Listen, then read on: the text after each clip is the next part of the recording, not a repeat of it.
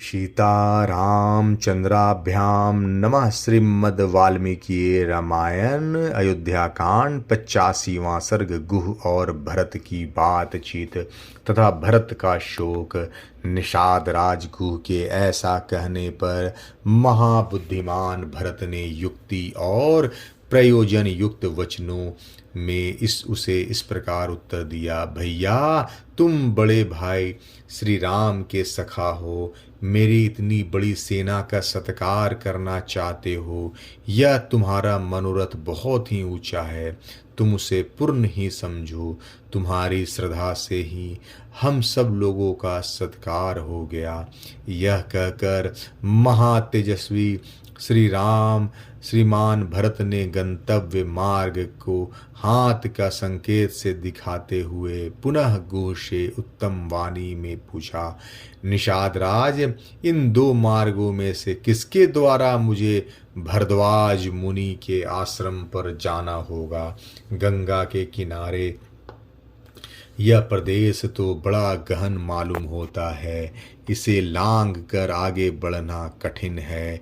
बुद्धिमान राजकुमार भरत का यह वचन सुनकर वन में विचरने वाले गुह ने हाथ जोड़कर कहा, महाबली राजकुमार, आपके साथ बहुत से मल्लाह जाएंगे जो इस प्रदेश से पूर्ण परिचित और भली भांति सावधान रहने वाले हैं।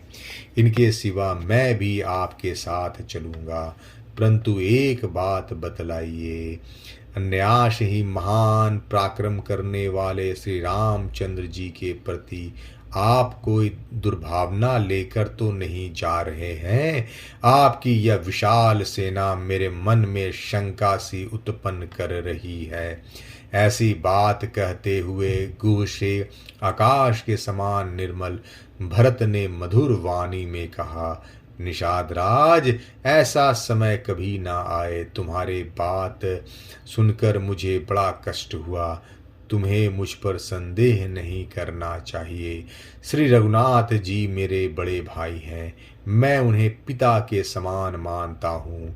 ककुतस्थ कुलभूषण श्री राम वन में निवास करते हैं, अतः उन्हें लौटा लाने के लिए जा रहा हूँ। गुह, मैं तुमसे सच कहता हूँ, तुम्हें मेरे विषय में कोई अन्यथा विचार नहीं करना चाहिए। भरत की बात सुनकर निषाद राज का मुंह प्रसन्नता से खिल उठा। वह हर्ष से भरकर पुनः भरत से बोला, आप धन्य हैं जो बिना प्रयत्न के हाथ में आए हुए राज्य को त्याग देना चाहते हैं। आपके समान धर्मात्मा मुझे इस भूमंडल में कोई नहीं दिखाई देता है।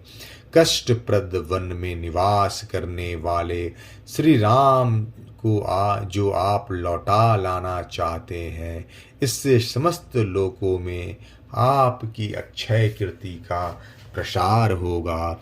जब गुह भरत से इस प्रकार बातें कह रहा था, उसी समय सूर्यदेव की प्रभा अदृश्य हो गई और रात का अंधकार सब ओर फैल गया।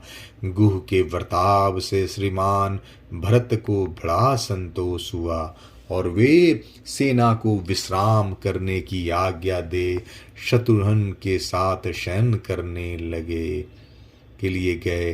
धर्म पर दृष्टि रखने वाले महात्मा भरत शोक के योग्य नहीं थे, तथापि उनके मन में श्री रामचंद्र जी के लिए चिंता का कारण ऐसा शोक उत्पन्न हुआ जिसका वर्णन नहीं हो सकता।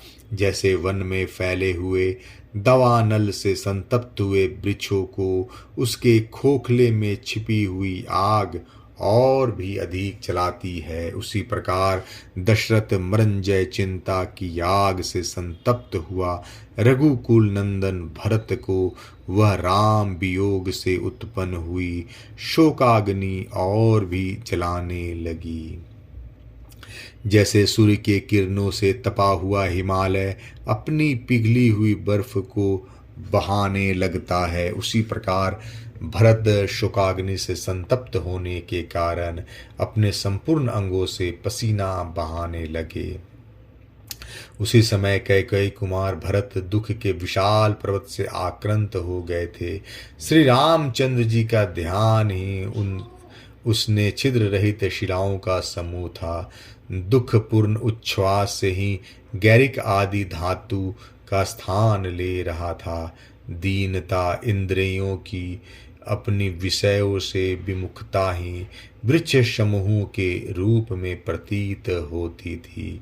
शोक जनित अनायास ही उस दुख रूपी पर्वत के ऊंचे शिखर थे। अतिशय मोही उनमें अनंत प्राणी थे। बाहर भीतर की इंद्रियों में होने वाले संतप्त ही उस पर्वत की औषधियां और तथा बांस के वृक्ष थे। उनका मन बहुत दुखी था। वे लंबी सांसें खींचते हुए सहसा अपनी सुध बुद्ध खोकर बड़ी भारी आपत्ति में पड़ गए। मानसिक चिंता से पीड़ित होने के कारण नरश्रेष्ठ भरत को शांति नहीं मिलती थी। उनकी दशा अपने झुंड से बिछड़े हुए वृषभ की सी हो रही थी। परिवार सहित एकाग्रचित महानुभव भरत जब गुह से मिले, उस समय उनके मन में बड़ा दुख हुआ था। वे अपने बड़े भाई के लिए चिंतित थे।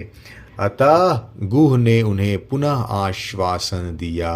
अयोध्या कांड 85वां सर्ग समाप्त। जय श्री राम।